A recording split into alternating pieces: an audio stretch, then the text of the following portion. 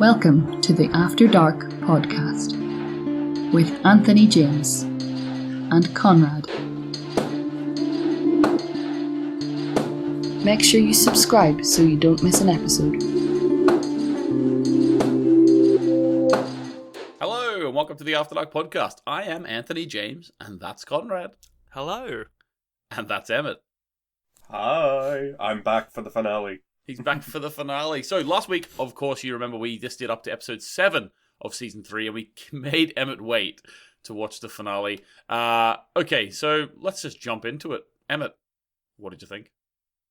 Heartbreaking, absolutely heartbreaking, but heartbreaking in that good way where, like, the story all comes together.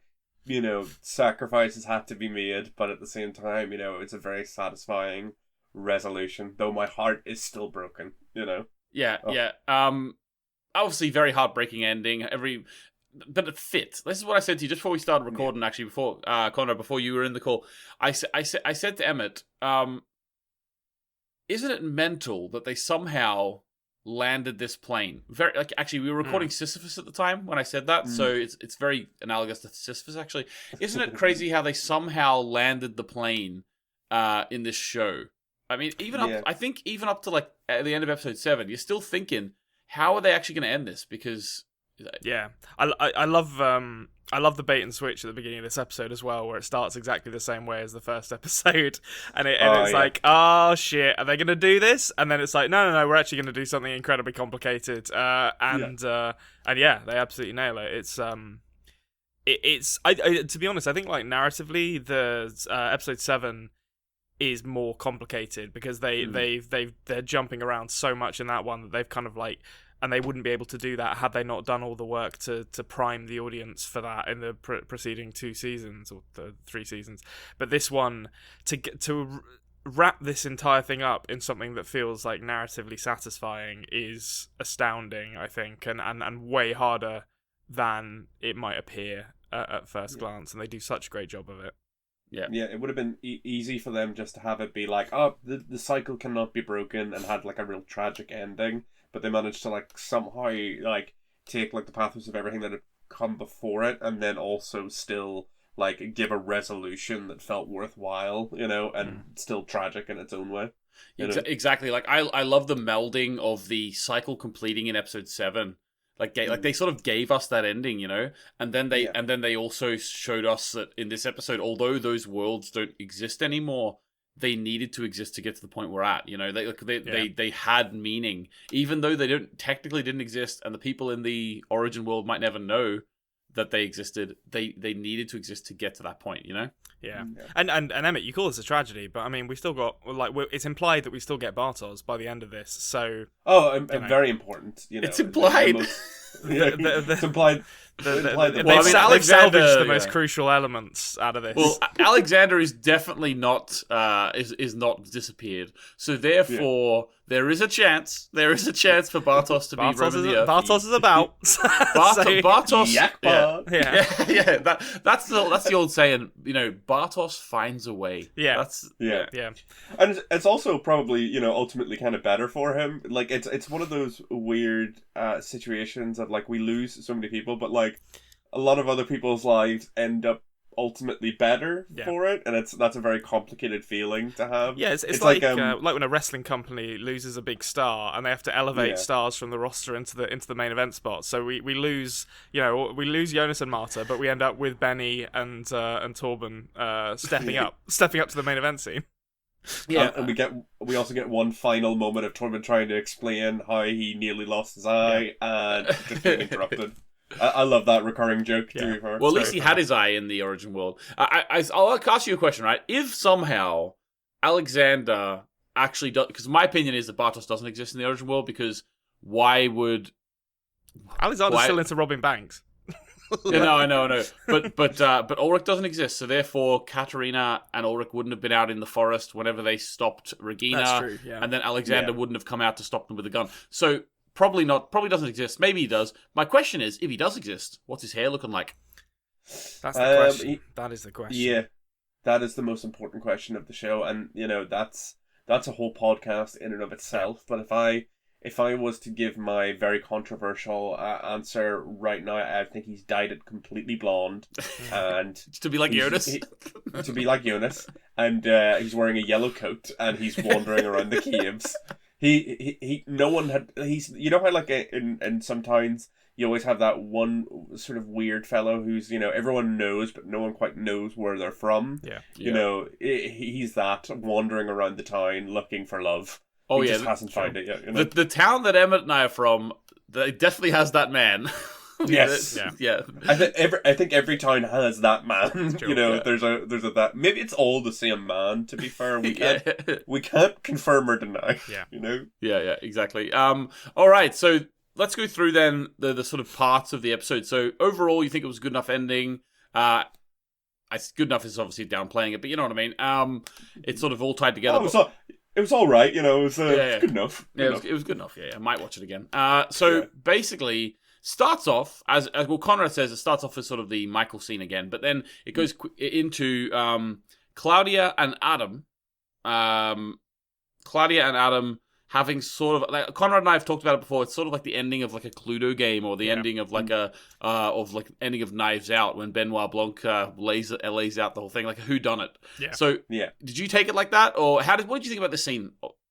It was very interesting because like Adam seems like incredibly confused the entire time. So yeah, it does have that kind of like Cluedo vibe of like the killer being like caught out and not understanding how, you know, it is, and then she goes back and shows her work, being like, this is how I came to my conclusion. It was very satisfying to like see that, like, you know, Claudia was not a pawn, if you know what I mean. Like, she was ultimately like more in control than anyone, because like she had spent so much time trying to find a way to cut the knot, or cut the, you know, the sort of timeline so that they could save well, in her case, her daughter.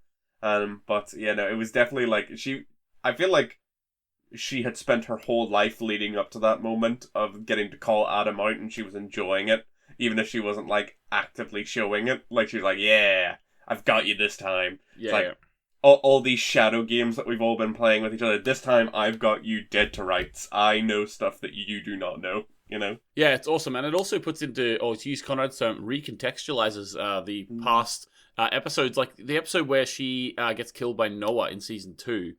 And she says, like, you know, you still have no idea how this game is played.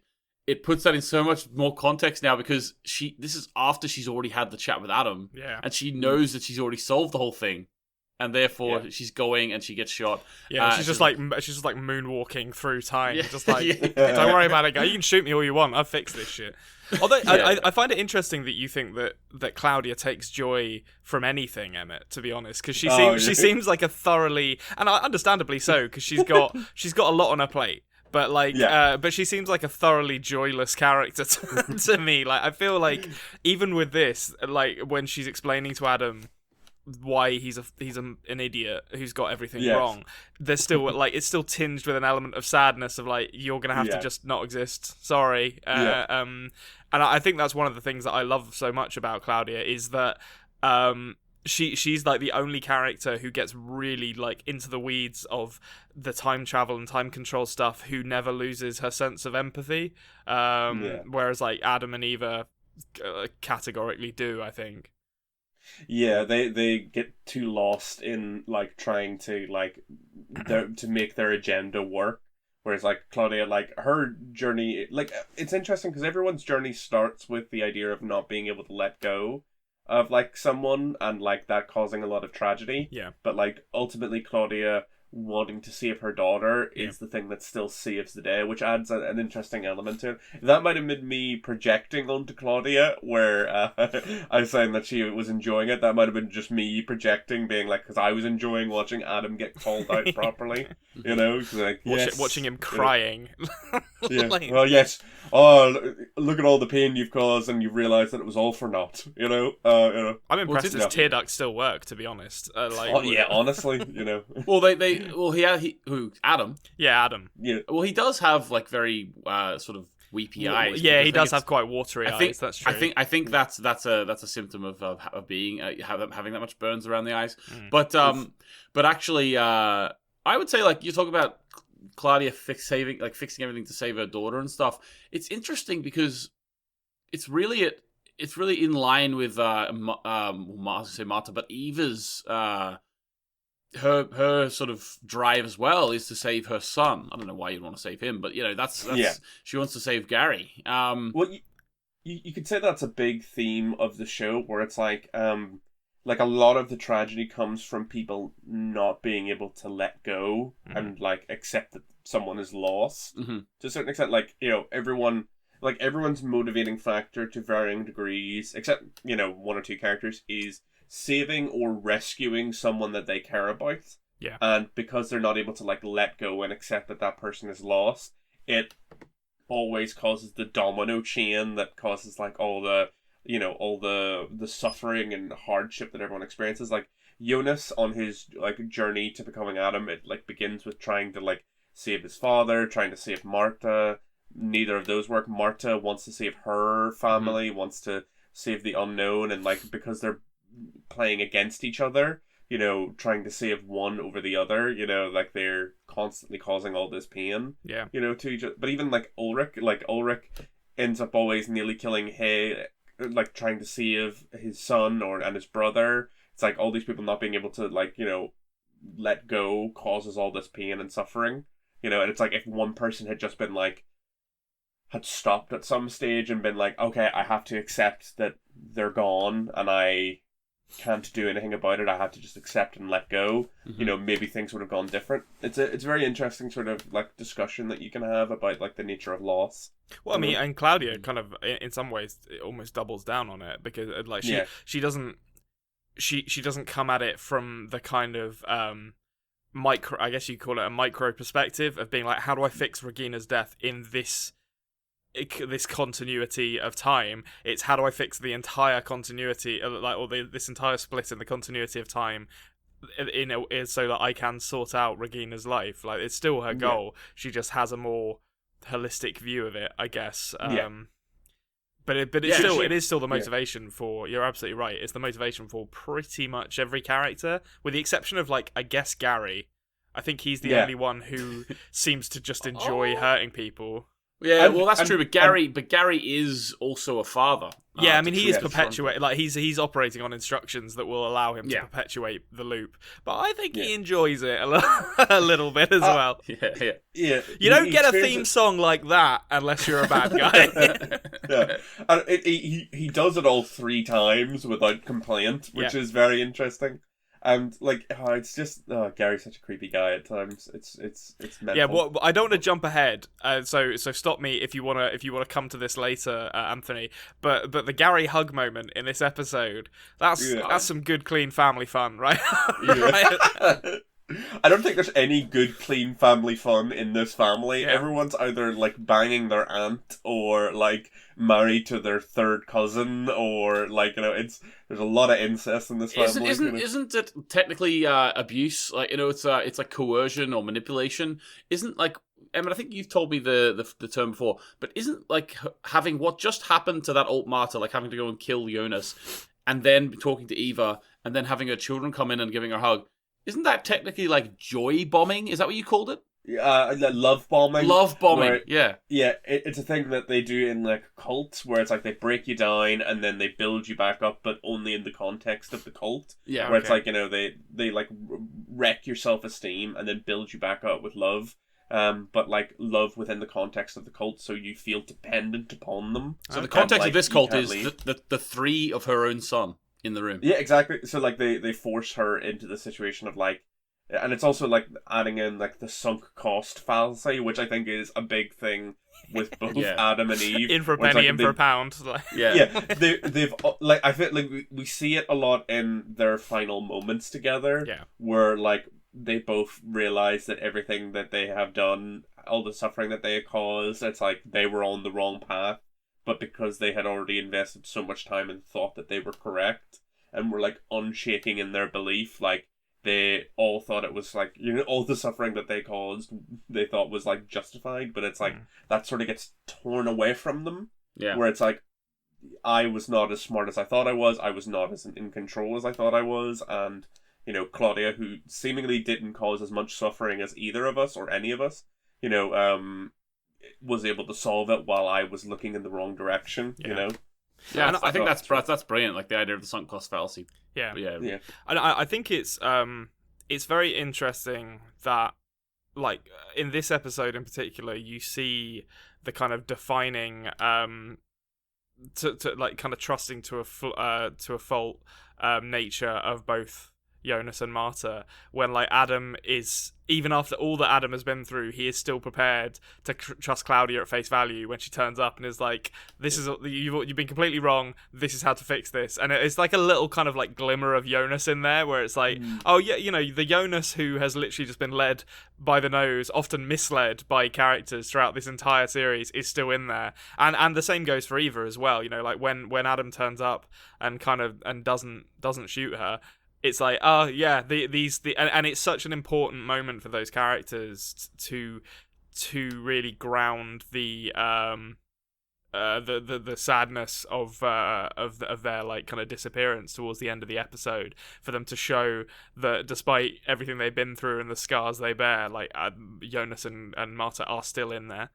What's really sad for me about that part with Adam and Eva, when they finally sort of embrace and they sort of throw their differences aside, is that in that moment, it's not that they're finally together, to be honest with you. It's in that moment that they can finally grieve together. Yeah. Because Adam is with Eva there, is grieving his Marta from his world. Because he never met this old Marta when he was young. No. And old Marta is grieving the Jonas that she saved, which is not Adam. You know? Yeah. So it's really interesting, the dynamic of that ending scene with Adam and Eva for me. It's like they're grieving in each other's arms, you know? Yeah. Yeah, and it's also, like, I do think there's an element to it as well, where they kind of realize that this person that I've been fighting all this time is just sort of me, and I could have, like, in a different world, if things had been fairer, like, they could have been happy together, but, you know, things just didn't work out. You know, they were enemies, and it was all for naught. And like they are grieving someone who has the same face, so to speak. Less so in Adam's case, but like he has the same eyes. Same eyes. Those beautiful Adam eyes. is grieving someone with a different fringe. That's what we'll say. Yes, you know, the true change of a person, whether they have a fringe or not, in any scene. I mean, we like talk about kind of recontextualizing what has gone before this in terms of character arcs.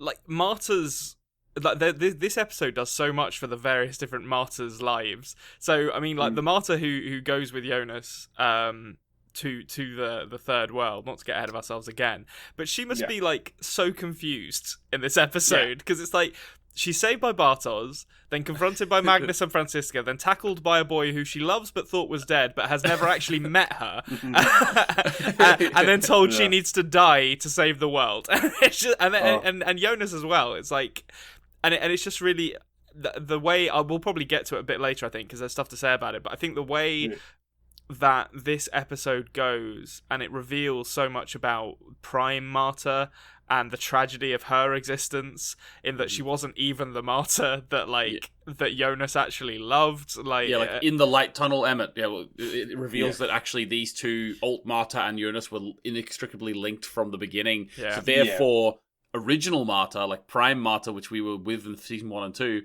was actually just an echo of who Jonas had seen in the cupboard whenever he was young. So he actually was never meant to be with that one. It's one of those things of like the added tragedy, because they spend so much time talking about how they're perfect for each other. But also they talk about deja vu a lot, and that Marta was a deja vu of the one that he saw when he was a child. I love how they communicate that by having the Marta he sees in the tunnel have a fringe as well, because the incontrovertible truth of TV shows and movies is that characters never change their hairstyles unless we see a dramatic haircut sequence, which we have a time skip. Yeah, it always annoyed me why the Simpsons always wore the same clothes. Like, that always annoyed me growing up. It's like, change your clothes, they must stink by now. They're like Albert Einstein apocryphally had, like, you know, eight pairs of the same outfit, so that he never had to worry about what he was wearing. That's great. That's great. Smart thinking, to be fair. Yeah, it is very smart. Okay, so Adam then goes and gets Jonas. I love thinking about this scene because, like, you think about it, right? Great. So the split happens 3 times, right? So obviously, one time Alt Marta comes to save Jonas. Another time he gets to the basement. The third time, Adam shoots Marta. And then rolls up. He shoots Marta, walks out the door, says, "You'll know what to do." Walks out the door. Turns around, comes back in. Actually, but from the perspective of Jonas, comes back in, and he's like, "Listen, I've done a lot of thinking. Just trust me." Yeah, made a bit of a boo boo. Probably shouldn't have shot her. I'd love to walk it back. Bad. I can't. Yeah. Talk about life bombing. Ironically, for people who do a lot of time travel, I can't take back that mistake. But we're gonna try and do something different. Yeah. We're gonna try and fix Could you not have split it, Adam? 10 seconds before. Like, could you not have split this one? The Jonas would have been much more likely to be on your side if you just didn't kill her this time, you know? Yeah. There's a lot of, like, doing things in the nick of time with barely any time to explain what's going on in this episode. So that, like, him rolling up being like, "Listen, I know I've just shot your girlfriend, you're just gonna have to trust me," alright? And then Jonas, like, doing the fucking running tackle on Marta, like, a couple of scenes later, where it's like, could you not have, like, maybe, it's a little bit risky to, like, the fate of the universe is at stake here, and you're just like, "Listen, I'll tell you what's going to be fucking cool here. If I set the timer and then set off at a run and grab her as we're teleporting." Sorry, Emmett. What I was going to say about that? Someone in the comments has said before, isn't it unrealistic that Jonas knows how to use the ball that quickly? And I said to myself, we're literally talking about time travel here. Like, they could have traveled and spent 10 years teaching him how to do the ball. Yeah, there was a 3 months. sequence. Yeah, 3 months or whatever, and then travelled forward to the point where Ulrich was going into the cave. I know it implies they went straight there. Obviously, it does, but they didn't have to. Well, yeah, I mean, what you've identified there is a little thing called pacing in a television show. Yes. Because if they'd have put in a fucking 5-minute training montage where it's like, "Let's get down to business," and he's just like playing with his egg timer golden snitch thing, it would have ruined the pacing of the episode. So they trusted us not to have to see that. Or we just assume that it's like, that's not a super important detail. We've got a lot of other stuff that needs to be unraveled at that moment. Yeah, we're going in this episode, like, and I think that's like one of the things about this episode and episode 7 that I think it really stands out to me is just the pacing is phenomenal. Like, once we get, like, Mikkel kills himself again, we get the Claudia explaining things to Adam scene, which is really like an exposition dump to kind of prime you for the rest of the episode. And then really, with the exception of some of the Adam and Eva stuff, you're just going for the rest of this episode. You are just off to the races for like a full hour of television. I think it's so cool because, like, the show has not really been. It's jumping between different times. It's all a big mess, and even though there's so much time fuckery going on in this last episode, it is just like a straight shot to the end. Yeah. You know? Yeah, you're just in a sprint, in a straight line, and you're following Jonas and Marta, and it's really I guess you could say endless cycle in episode 2 to a certain extent is like following one, but that's much less dynamic because, you know, they're all in one place and there's a lot less narrative going on there. Yeah. Whereas this is almost like a fucking, not even like a CSI episode, like an action movie or something. It's just like, here you go, here's your main characters, we're following them to the end of the episode. It actually reminded me the other day, because we're coming to the end of the school year, so as a reward, I gave some boys the chance to watch the Avengers Endgame in class rather than do maths on the Friday afternoon, last Friday of the week. I mean, Doctor Strange does do maths in that, so like he does, yeah. Well, that's an Infinity War. Oh, that's Infinity War. Sorry, Infinity maths. Anyway, so Endgame, right? We're watching that, and I actually was watching thinking, I know it's about time travel as well, so it's maybe that's why it was in my mind, but the way that they bring it all together in Endgame, and then like. It is very much just like, right, this is what we're going to do, bang, bang, bang, bang, bang. Like, Endgame has the same pacing feel as this last episode of Dark, you know? Yeah. They both have like a very clear end goal, and you know where they're going to get, but it's also like they have to do it really quite fast, but they still somehow find like a lot of time to have these nice sort of like character bits. Yeah. Like, I love the moment, like when Jonas rescues Alt Marta.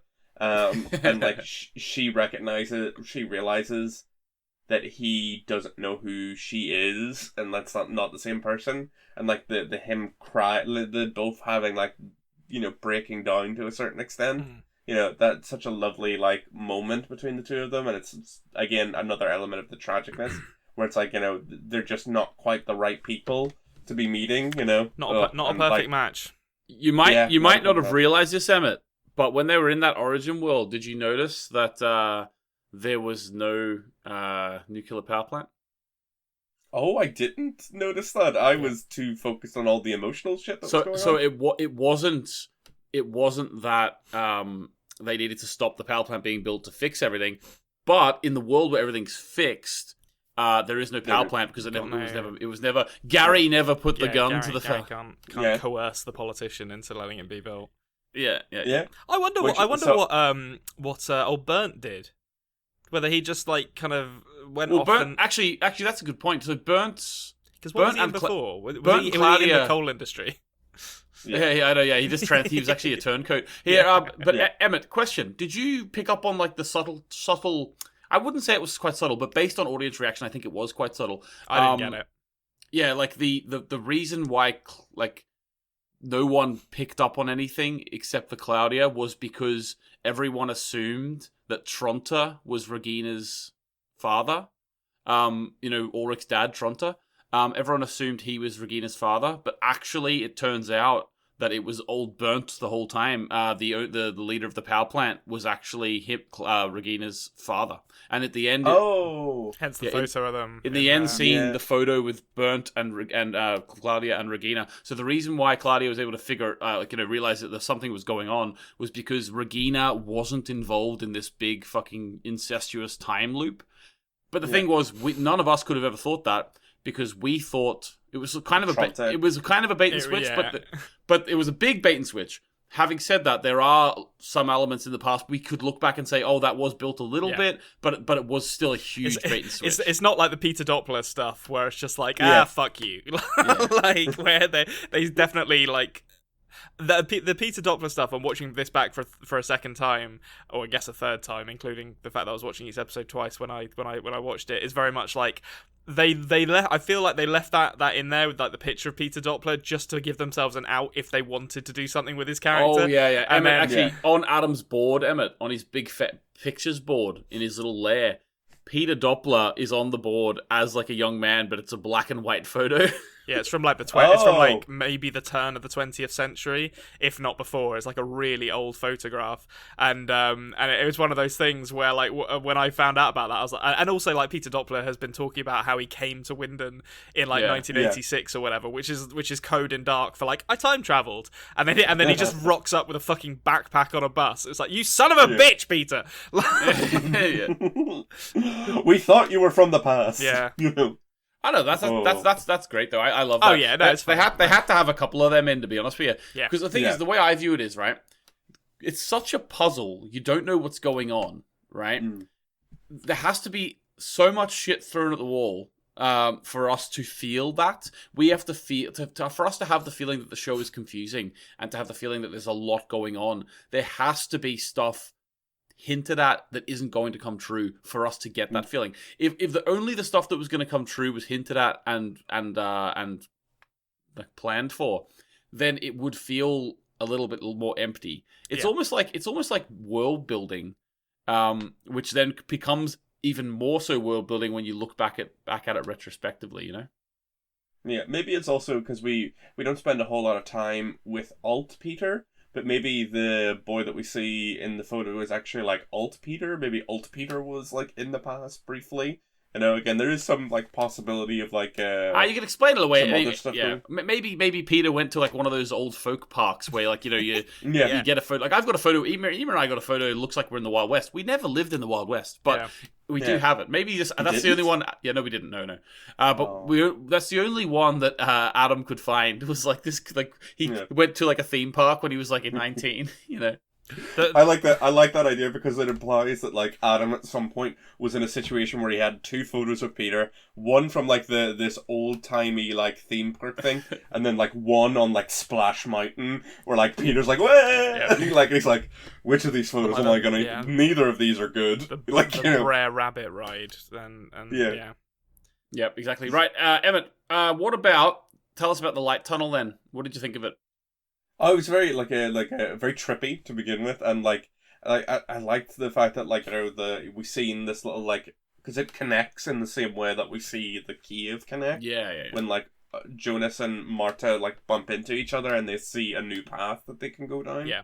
But like like it's very like sad because like you see them like realizing that they had seen each other and that they were like their imaginary friend in the basement or in the cupboard, and that this was the moment that sort of sealed this circle that they're in right now, and it's very like sort of tragic. I wonder what would happen if you just kept on going down the opposite way. Would you end up somewhere else, like in the timeline? Well, I think I think they both came from their own worlds. Yeah, I think they're pulled towards the convergence of worlds. So there's I don't interpret it as being like a kind of multiverse situation where there's like other places they could traverse to. Yeah, I think it's just that there was the origin world, and then it was destroyed, and these two other worlds, Alt and Prime World, were created, and then eventually they were destroyed, and the new version of the Prime World was created, you know? Oh, the origin. Yeah. Yeah. I like that it looks like the Matrix. That's my big takeaway from that time. Yes. I made that joke when me and Antoinette were watching it, where it's like it's the Matrix. Like he's like it's the scene where like the gun racks come in. Yeah. It's shot like that, and it also looks like the way that the text sometimes. Yeah, but before they landed in the origin world, Marta learned how to pilot a helicopter while she was in there. down a little into her mind. They bump into each other, and like Marta and Jonas turn to each other, and Jonas is just like, "I know kung fu," and Marta's just like, Show me. And they fight. Yeah, that's another scene that they cut out because it was like, you know what? Pacing, this messes with the pacing of this episode if we have this extended fight sequence between Jonas and Marta. That's amazing. Okay, so what are your thoughts? Okay, so we're up to now. We've sort of talked about the last scene a little bit. What do you think about the fact that such dramatic weight and such key points were put into the children or to the child and family of H.G. Tannhaus, like Marek and Sonia and baby Charlotte? What did you think? Like, did you feel like kinship with them characters straight away, or did you feel like it was a bit of risk having these sort of unknown characters so big at the end? Well, it's one of those things that we've seen. Obviously, we've grown to love our time machine making clock man for quite a long time. But like because we see obviously that him still again suffering with the loss of them, even though he had Charlotte, or the second Charlotte, to sort of help him get over it. Get into that. So like obviously and he like it ties in very much to like the idea of like loss, grief, and how it can shape you, and like how it can lead you down these paths. So like it was very It's very interesting that like the resolution for the whole show is with these characters that we've never met before, but are deeply important to someone else at the same time. So, and I would have loved to have maybe seen a little bit more of them at different points, like versions of them in like one of the other worlds that we could have explored a bit. But that's actually interesting, because they did exist, obviously. They did exist in the other worlds, and some, like, not everyone obviously, but some people forget that because we just never saw them. Like, we saw the picture, and then H.G. Tannhaus that same day when they died got baby Charlotte because Charlotte and Elizabeth delivered her. So we got that moment, but because we never physically saw them in those worlds, people sort of just think that they are origin world only, which is interesting. Yeah, it's some of the few characters that die in like every timeline until the origin world is fixed or corrected. It's like that. That's part of the reason that Claudia is able to work out that there must be a timeline where Regina lives, where like she realizes that she doesn't survive in either timeline, and thus tries to find a new world where she does exist.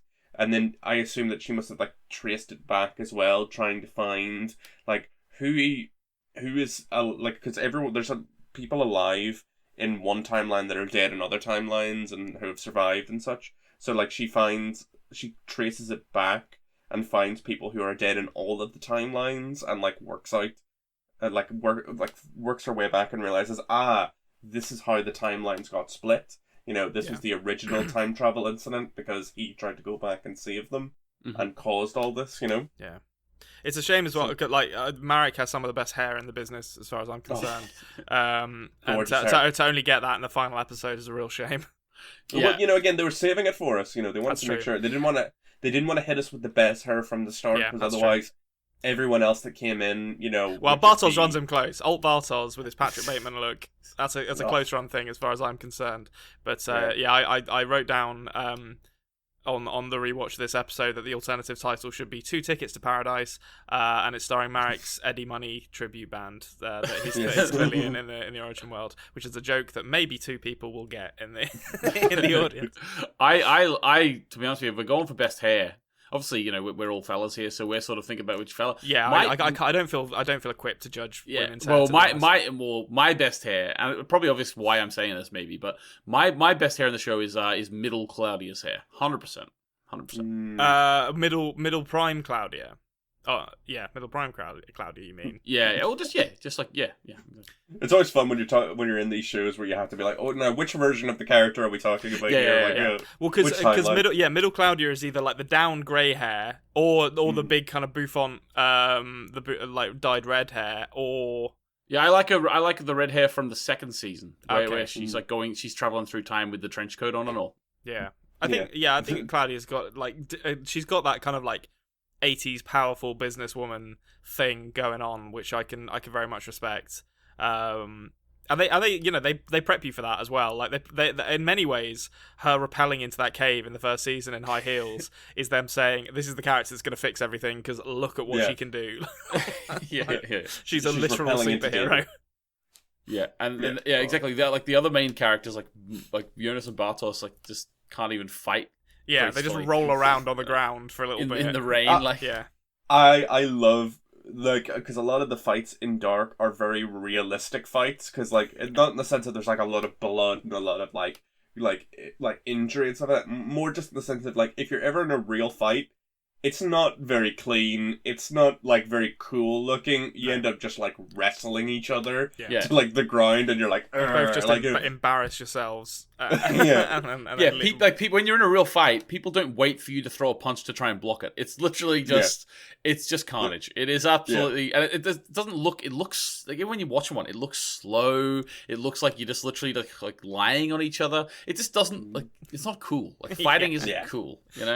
Yeah, there's that episode of It's Always Sunny in Philadelphia where Mac accidentally chokes himself out while he's fighting with Charlie on the ground, and that's what like a real fight looks like in my experience. Just like tussling until one of you kind of gives up, basically, or you just kind of separate in a huff.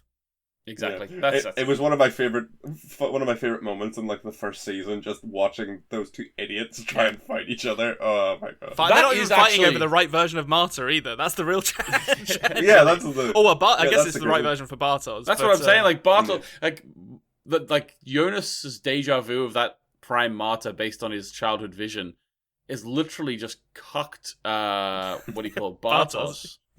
Like to no end. Sorry, not cock blocked, I should say. Yeah, it's funny because like Bartos in every timeline just has a bad time. Like it just like he we joke about him being a bit of a shithead in the first season, but like he's just constantly manipulated by people who are much smarter than him. Yep. He just gets bullied by people. His own son. His own son murders him on the orders of a man who he absolutely hates but can't get away from. Yep. And it's just like, I just like by the end of it, I'm just like Bartos. Non-existence is almost better for Bartos. It's why I choose to believe that he does exist, because I like to think that he somehow found a way to exist in the prime world, but but nature has corrected itself, and he is like bullied by someone else now. like the Jonas that will be born, which is something like we should get into. Killian. Yeah. Oh, it could be Killian. Oh, yes, maybe Killian, or maybe what's his name? Old Eric Obendorf steps into the breach. Yes, Killian's brother. They're the Obendorf brothers. Yeah, the Obendorf bros. Now that there's no one there to murder them, they run the school as the alphas. They're like the McPoyles, but drinking milk. Alpha Eric, Beta Bartos. Yeah. I don't know. So, okay, that was something I was going to ask, and it seems like we're getting towards the end of this episode now. So, here's a big question for you. I will admit, going into this, that I'm coming into this with a loaded idea of what I think it means. Anthony disagrees with me. So we see Charlotte get mentioned. in the Prime world, and we hear, I should say, we hear Jonas get mentioned. What is your interpretation of these names coming up in the Prime world when these characters, genetically speaking, can't possibly be if we're leaving genetics out of it, Konrad, I think I agree with you. Yeah, I think it's a more spiritual thing than a genetic thing, and the idea that like they will exist in some form. Okay. You could read it in a very, not to make a pun, but a dark way, which implies that like maybe everything's going to start happening again, like all the time travel shenanigans. But I choose to read it as like new versions of these characters will exist in some way within the restored proper timeline. You know, so like. Yeah, we're instead of in this weird incestuous knot, like where they can grow up and be semi-normal functioning people. So you think they won't look the same though? No, they won't. Yeah, they'll be different people. Yeah, it's like they'll be new people, but there will be like some spark of them within these new people. Yeah, you know, like maybe the children will always have like a look in their eye. You know, like how. Some kids have like a very wise look to them. You know, they seem to have wisdom beyond their years. What, like the apparently kid? Apparently, yeah. Kid. Apparently, no, apparently. I don't know what that means. Right, I gotta link that to you after. There's the apparently kid. Just type it in YouTube, guys. I won't do it now, but I'll report back later, listeners, with my experience of this meme. Yeah, like I think you're right. I think it's interesting. Not on the Charlotte one. Like Charlotte exists. The baby Charlotte, like the actual baby Charlotte that was in that car with Marek and Sonia, existed in the other two worlds. Yeah. I think that the Charlotte who H.G. Tannhaus raised in those other two worlds, being called Charlotte, was like a wicked trick of time. Yeah, like those characters were created in the instant that he clicked the buttons. Yeah. So therefore, it like sort of was a weird like wink at the camera by time by calling that character Charlotte. Yeah. I think the Jonas one at the end, definitely is kind of implying that. Well, it depends how you want to read the show. You can say like maybe the soul of Jonas, or maybe even spiritually like he will exist in some way, but it won't be the same person. Yeah, I'm happy with that sort of thing. Yeah. I think that's just the writers allowing themselves some sentimentality at the end and being like, listen, we love Jonas and Marta. They're kind of about in some way. Like, they're not completely gone, which I'm an old romantic. I need a little bit of happiness in my ending, even when it's a sad one. And well, you can't deny, that's the last thing that was uttered in the show was that she liked the name Jonas, and then it went to the credits. You can't deny that. The creators want us to think of it in some way like that. Yeah. Right, okay, so last thing we were going to do is, Emmett, I wanted you just to very quickly run us through one or two of your theories that we haven't mentioned already. Like, we talked about the power plant, so it's kind of sort of I mean, the third world theory. On that one. Like, Emmett like, nailed the third world theory, so that was definitely points for you, Emmett, there. Yep. Yes, I'm very proud about the third world theory. Where it's like they have to, like, you know, neither Adam or Eve can work, but like obviously because of the biblical names, it's like they have to create a new, or in this case, restore the old world. You know, their sons begin the new timeline, so to speak. So I was very, very happy that panned out. You know, it's just like, I was just like, yes, I'm correct. As the episode began and we were finding out about a third timeline, I'm like, yes. If you go back, Emmett, and watch season 2, you know how Elizabeth is reading that big book with maps in it? In that big book with maps in it. That implausibly complicated book for like a 10-year-old to read. Yeah, she picked it up in HG's room and was just reading it. And it actually had a picture of like a man on one side, a woman on the other, and they were blowing the two worlds into one world in the middle. That was in season 2. Oh, I didn't notice that. Or maybe I like subconsciously noticed that, and that's why I was thinking about like a third world. But yeah, no, I was very happy. That was my big theory, that like neither Adam or Eve's world could exist. It had to be a new timeline where things went differently. Mm-hmm. You know, they had to create, they had to go a different route with it instead of either one of their plans. Yeah, I'm very happy with that one. I think it is laced throughout the show. I think that's a really smart, when you look back at like the imagery and the way that they've kind of worked this idea of three worlds into the story. It's really smart how they don't make it too obvious, but the clues are there if you go back and check it out. Yeah, 3 is definitely like the arc number, like 33. It's the magic number. 3 is the magic number, and it saves the time stream. And no more, no less. I don't remember the rest of that. No more, no less. And I'm trying to think of any of the other the theories that I had. Claudia wanting to fix things from back in season 1 was a big theory that I had. Yeah. And I was right, but again, I was putting too much onus on the power plant. Too much Jonas, if you will. Yeah. Too much Bartos on the power plant. Where I was like focused too much on that. But like she did want to change the past to redeem herself, but it was not redeem herself when it came to the power plant. It was redeem herself when it came to her daughter and not being there for her daughter and her daughter's passing. You know, so like, you know, there was a redemption there for Claudia, and that's why she wanted to do it. And then like again, I'll give myself half points on the power plant thing of like it was more of an incidental, like non-existent situation rather than like it being integral. It was more just like a side effect of everything. I mean, you know, it not existing means that cesium-137 isn't about. So that is like a huge thing, but it wasn't what I think your theory was, that that's what they were going to try and stop happening. You know what I mean? Yeah, because I was thinking about it too much in like the logistics of time travel rather than like the personal journey aspect of it. I was thinking too much in the sci-fi, not enough in the character study The part, drama, which I think. Yeah. Because I feel like ultimately you can boil down Dark to like it is a show about time travel, but it's more of a very strong character study for a lot of these people and how time travel influences their life, you know, and you know how it warps like the desire of wanting to save people into something much darker. Yeah, so, and how they respond to adversity as well. Yeah.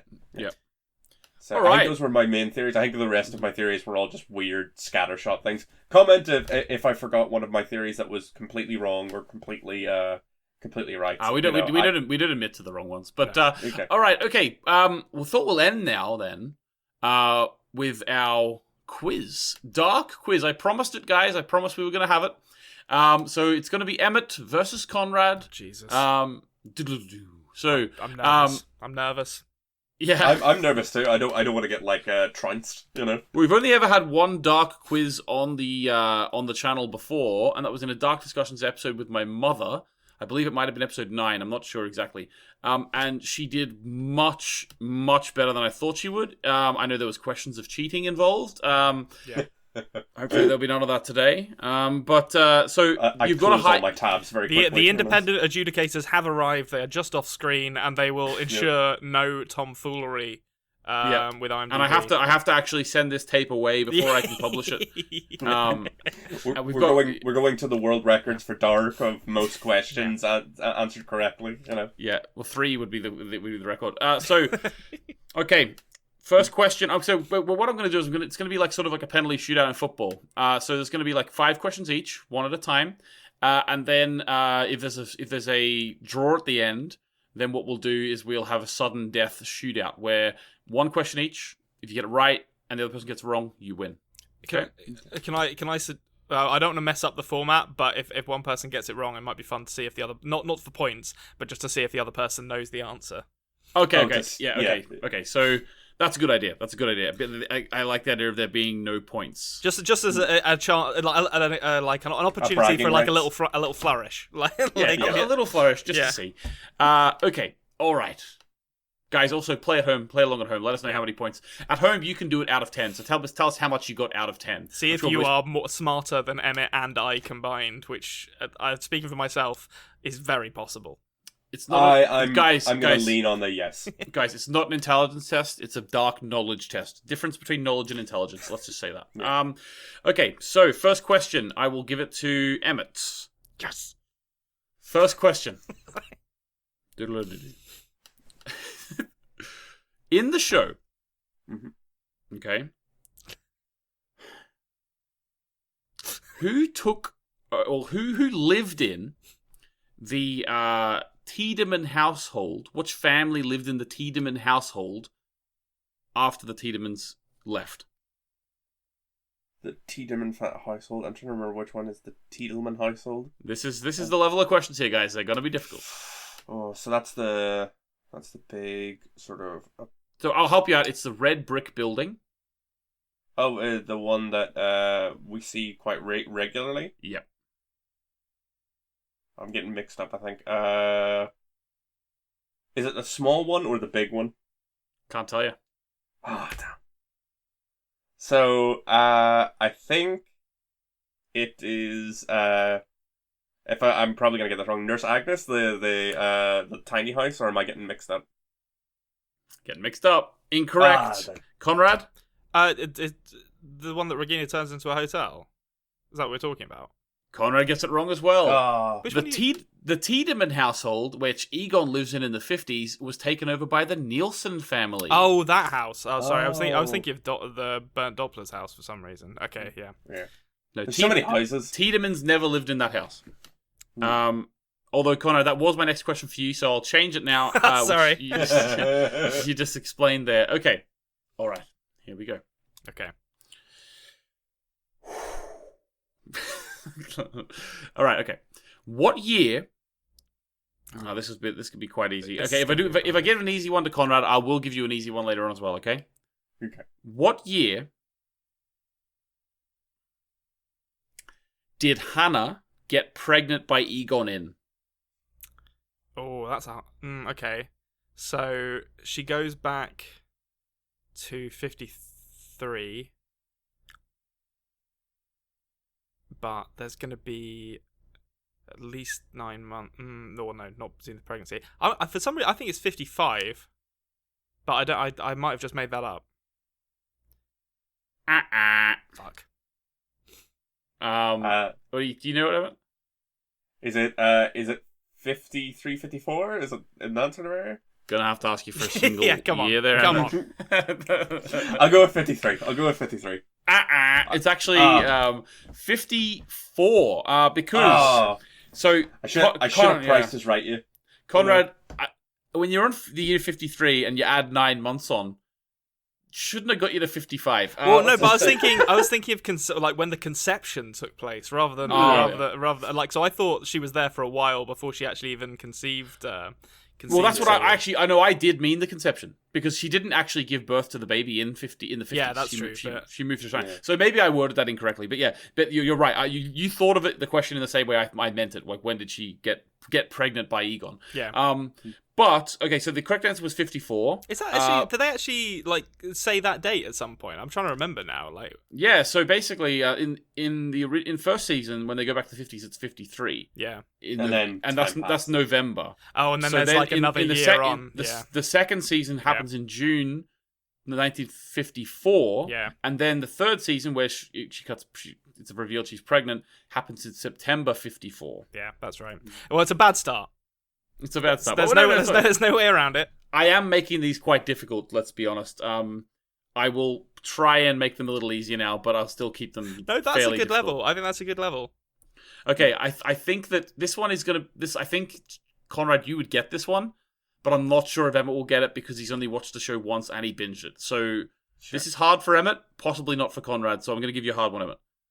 Okay. What is Ulrich's mother called?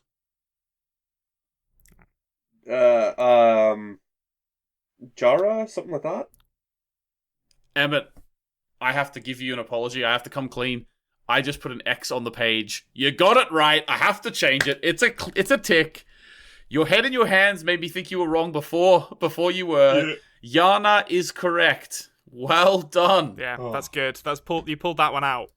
I saw. That was great, Konrad. I saw your face whenever I said the question. I think you knew exactly what I meant by it. It would have been easy for you, hard for Emmett. Yeah, I conducted a staunch anti-Yana campaign with her, like attacking police officers and smoking in the police station. So she's one of my most hated characters. She's just so aggressive, you know. Okay. I always remember the scene of just like at the funeral for Mads, just her like losing. Oh yeah, and, her getting wine drunk and raging about her husband's affairs at the wake for Mads. Oh, that's I think that's what cemented her name in my head. Yeah. Right. Okay.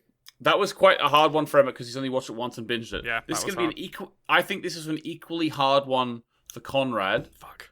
Okay. Based on your knowledge of the show, okay?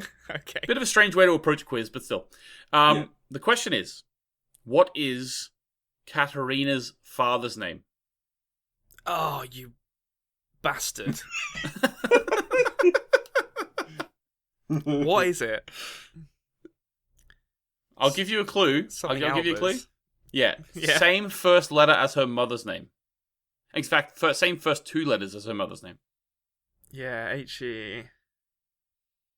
What was her mother's name again? Helena. Helena, yeah. Helen, yeah. Helen, sorry. I would have given to you for Helena. I'm just gonna have to guess. I'm gonna have to guess on this. I'm caught between Herman and Herbert, and I feel like Herbert isn't a German-sounding name at all, but Herman like belies my like knowledge of Germany being rooted in like World War II history. I think I'm gonna say Herman. I'm gonna say Herman because it sounds more German, but I don't know honestly. Herman the German is correct. Well done. It would have been weird. Herbert does not sound like a German or Germanic-sounding name at all. So I have to say, Emmett, are you okay with the clue I gave there? Because you definitely wouldn't. Yeah, no, totally. You wouldn't have got that without the clue, Conrad. We can both agree. Yeah, oh, absolutely not. I was like, well, I know his surname, but I mean, I just know him as the Sheep Man in most of the series. Yeah, he's actually the farmer in the first season, Emmett. Oh my god, I completely forgot about that man's existence there for a long time. Okay. All right. Here we go. Emmett, in that scene with the sheep man, I'm just going. I'm going to follow the trend here. Yep. Yeah. How many sheep were dead? Oh, 33.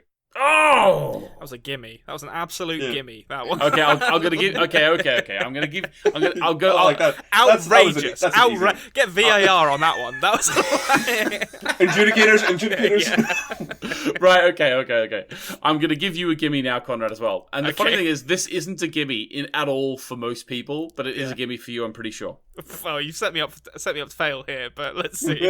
In episode 2 of season 1. Yeah. What's the what number is the hotel room that the stranger checks into? Oh, actually, I can't remember if it's the one letter or the two letters here.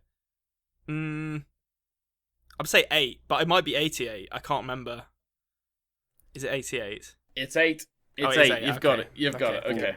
So I thought it was 108 for a second there. I was like, meh. No, it's definitely an 8 in it because I was like, oh, infinity symbol in that second episode. Isn't 108 the Isn't 108 what the numbers add up to in Lost?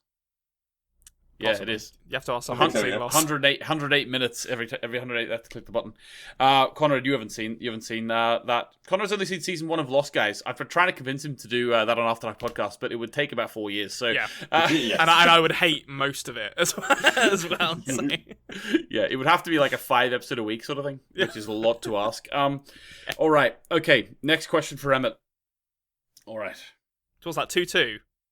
2-2. Okay, we're doing all right. We haven't embarrassed ourselves. It's better than the start. The start was. I was worried after that first question. I was like, "Oh fuck, this is going to be. We're going to lose subscribers over this guy." They come to us because we're reputable sources of knowledge. Okay, Emmett, question for you. This is going to be quite difficult, I think. I'm just sort of asking for your apologies here. Yeah. Okay, question. On Mads Nielsen's gravestone, what year does it say?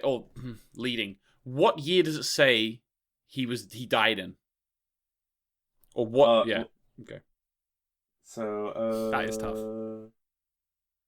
I need to count back. So I'm not going to give you a hint, but I will say, Emmett, the wording of that question was very leading, which it was very. Oh. It was very leading. It doesn't list. I'm gonna ask you for exactly what it has, but I'm just gonna let you know it was very leading. I think Konrad would agree there. Yeah.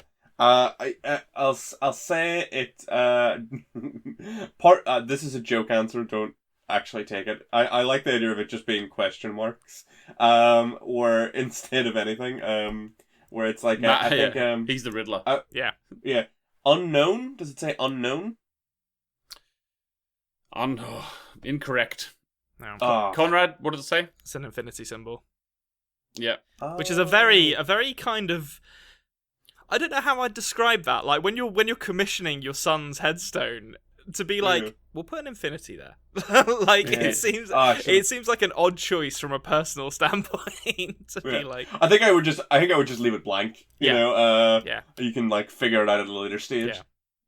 Or just like right when he died, saying, if Egon Tiedemann got off his fucking ass, maybe we would know. Yeah, if you can find the damn body. Rather than listening to show tunes in his shitty car. Okay. Yes, we get it. Your wife left you for another woman. It's like, get over yourself, man. It happened in the 50s. Yeah. All right, this is a question for you. Konrad. Okay. All right. Egon becomes familiar with a smash hit of the 1980s by which band? Oh, you've confused me with that now because I'm like, so it's not a smash hit. He's recommended a band by Ulrich Nielsen. What band is it? Oh fuck. Okay, yeah. It's a metal band, so there's obvious that kind of really narrows it down to being like, well, it's going to be like some kind of verb. Like, I feel like it's not this, but it's something like Destroyer or Cremator or it might. You know what? I think is it Creator with a K? Is that final answer? Yeah, I think it's Creator with a K and an O. Correct. Well done. Yeah, there we go. That's that. I think recommend someone when we first mentioned that, someone gave us that name in the comments. So whoever that person is, give yourself a pat on the back because that's what's just saved me a point there. Yeah, I wouldn't have got that at all. I'm terrible with band names. Yeah, I think it's interesting to me that your thought process there, Konrad, because you were thinking like Destroyer, and then you were like, hang on, not Destroyer, Creator. It all makes sense. I was going to say something like Rotted Corpse or something. I was going to just say like a I mean, it probably could have been Cannibal Corpse. I think they were around in the 80s, so, you know, maybe that was on Ulrich's other LP. Yeah. Big rock guy, metal, you know. So I will let you know, Emmett, that Konrad is now on 3. So if you do not get this question right, he wins. Okay. So pressure's on. High pressure situation. Very high pressure situation. I'm terrible in them, but let's do it. Okay. All right. Okay. Very high pressure here. Don't judge them, guys. It is a high pressure. Everyone on the Best Movie Podcast ever, you know how much pressure I'm under in that show. Yeah. So, all right. I'm just sweating already. It's a crucible. Okay. I was tempted just to say, what color is Jonas's coat? Which one, though? Which part of the timeline are we talking about? He has so many great coats. All right. In the classic dinking, backy, whatever you want to call it, scene where Bartos and Marta are on a bike, who's pedaling? The bike, as in... Who's pedaling the bike? I feel like this is a trick question. You know how they're both on a bike at some point? Yeah, like, are we talking about the time that they're on a bike in the 3rd season, or... Yeah. Who's pedaling? Who's pedaling the bike? I feel like this is a trick question, but Bartos? It's not a trick question. No. But you've got it. Bartos. Oh, okay. I thought, like, because I was trying to think back. I was just laughing at the ridiculousness of that question. Yeah. I was trying to find one that sounded complicated but was easy, you know? Yeah, I was because I like the way because it seemed so easy. I was like, was somehow Marta, despite being on the back of the bike, like pedaling while like Bartos just had his legs? He's got one of those like extended bikes with 2 sets of pedals on it, and she was. The real answer was they were both pedaling at the same time. Yeah. It's just like, I was like, because it was so simple. I was like, what's the trap here? You know? Yeah. No, I was trying to make it simple, but also make it sound like it wasn't simple. And you've fulfilled that for me, Emmett. There, thanks. So thanks. You give me a heart attack. Last question. If Konrad gets this one, he wins. Oh, I can feel the pressure already. Okay. Ah, God. Okay. I'm just trying to think. I had a question in mind, but I think it's a bit too easy now for the level of pressure on this question. So I need to think of a more difficult one, to be honest with you. Okay. Okay.